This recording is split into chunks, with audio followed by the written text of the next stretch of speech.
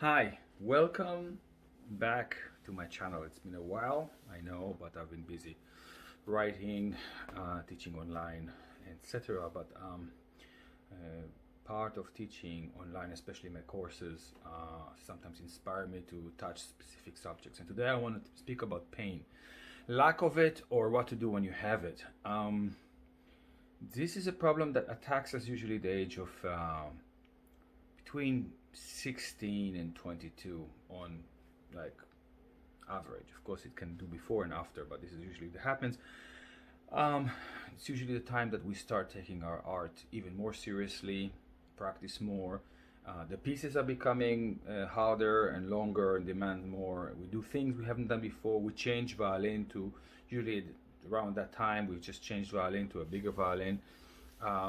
Whether it's a year before, it can happen when you're 14 or 15, but it can, these things of course influence us, especially on not short term but on the long term.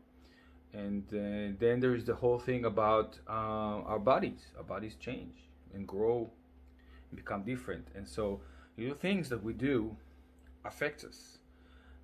Bad techniques that worked before starts to take their toll. And so what I want to do today is to speak about what happened when you feel pain, okay, and what you should do about it, what I think you should do about it. And I'll do it in the order of importance, not just by, usually I just speak my mind as it comes, but today I want to be a little bit more precise. So I think the first thing what you should do is stop, right? You cannot play through pain, or you shouldn't play through pain. It only makes it worse, and you're not gonna get better, and you won't be able to bear it for a long time. So you must stop. Now, stopping is not curing your problem. Stopping is making curing your problem possible, because pain is usually the happens when you did something wrong for a long time sometimes, right?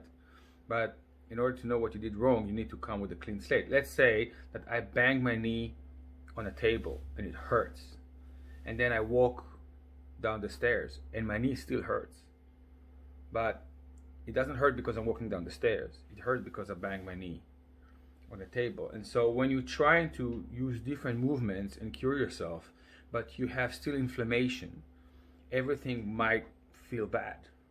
So the first thing you need to do is recover, just like a sports injury. If you're a serious sports person, you know how much your body gets ruined by overdoing something or doing something wrong, and so you need to recover. So first of all, recover until there's no pain. Sometimes it will take a few days, sometimes it takes more, but that must be done.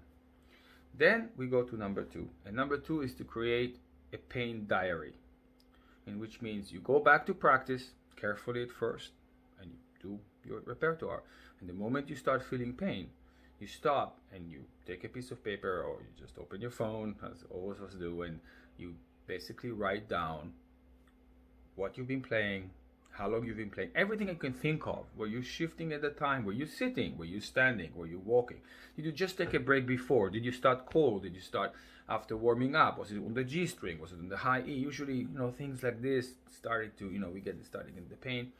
And was it 15 minutes into your playing? Was it 45 minutes into your playing? And then you rest again.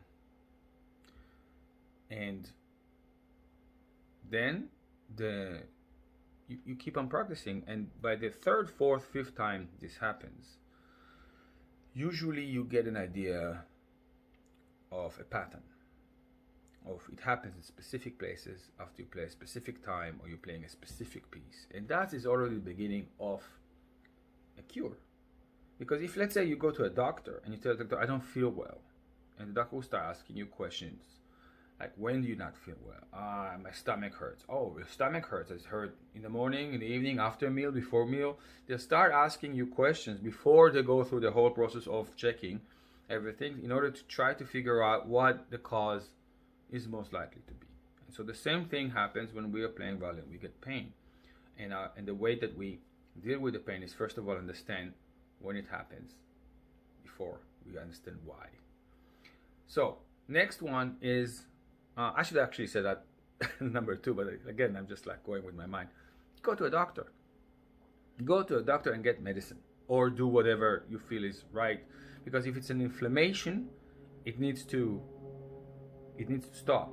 The doctor will not cure your violin playing. Actually, a lot of doctors will say stop playing the violin. If you have pain, don't play. But we want to play the violin. So, but get the medicine that you need. The medicine, again, is not the cure for your syndrome, that whatever makes it painful for you, but it certainly should put you on your feet and make sure that you're healthy. And I'm not talking about taking painkillers and going through the pain by this, because you're not doing anything for your inflammation. I'm saying just checking out that what you have is not serious. And then, so we've done this, we're starting to do the pain diary, and we'll get into an idea of where the pain comes from. And then this is the tricky part, because this is when you need a professional violin player to tell you what to do, or a lot of very critical self-observation, because Alexander techniques and Feldenkrais techniques and all of this acupuncture and yoga and all this is great, but violin playing is not a natural movement of the body. We can use some natural movements, but it is not something that we do like when we're born. So it's unnatural movements. And if we learn something, if we like, if my shoulder is up and I have a strong shoulder and I can hold it for years, it will feel natural to me. But eventually the pain will start in my shoulder. So I'll need a sort of unlearning my bad habit and relearning it. So you do need to understand, now I have pain when I'm playing on the upper levels and the pain is here. That usually means overpressing.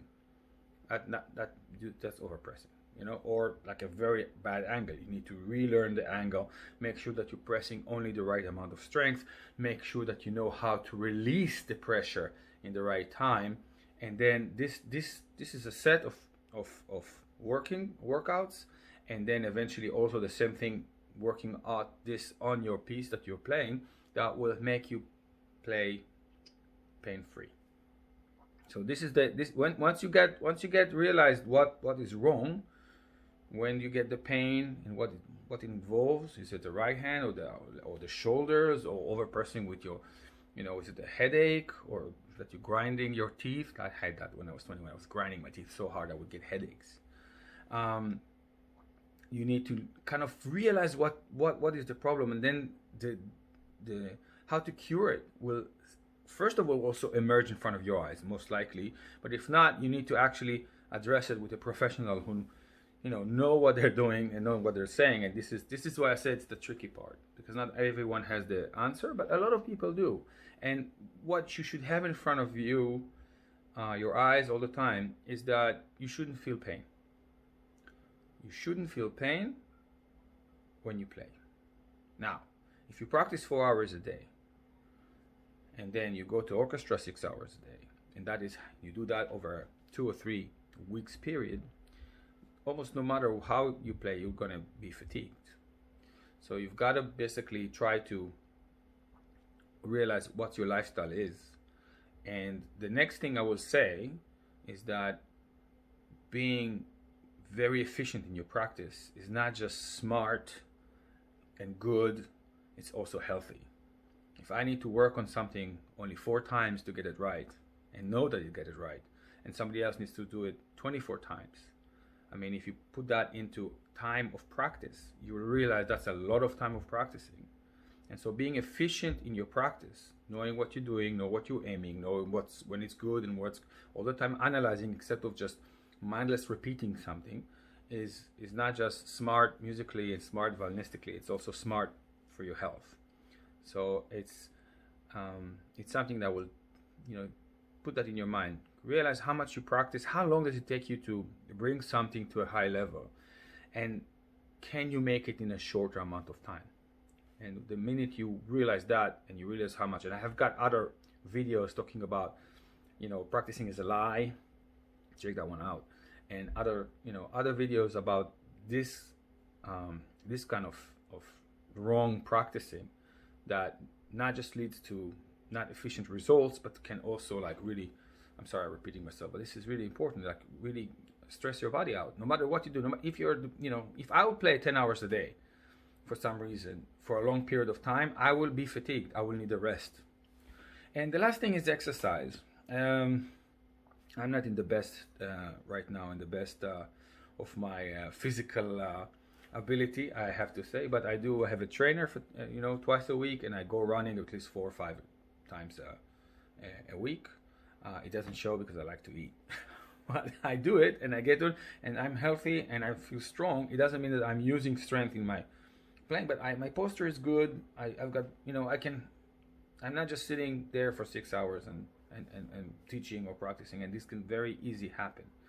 So make sure that you do other exercises for your physical health, that, and if it can be, involve movements that are counter to the movements that we do all the time. So if we're doing this all the time, find exercises that basically open you up, you know, stretch you out. Even if it's just stretching, if it's yoga, if it's running, if it's weightlifting, if it's everything that you do, of course, everything done into a measure will make your life easier, and also good. It's healthy. So anyway, I'm happy to talk about that more. If you like, give me a shout, subscribe. I should say that all the time. And very soon, I'm gonna come out with a whole series of videos about Bach solo violin, which I'm really excited about. I was dreaming about doing that for a long time. First of all, I thought about writing a book about it, but it's much more fun to do a video and show and demonstrate and do all these things. So I will do a video on each of the Bach movements, and just little snippets of what my ideal and how I approach it. So that's it. I hope I touched the subject and you're happy. Let me know, eyalkless@gmail.com, and fire out some questions. I'll try to answer them as well. Bye bye.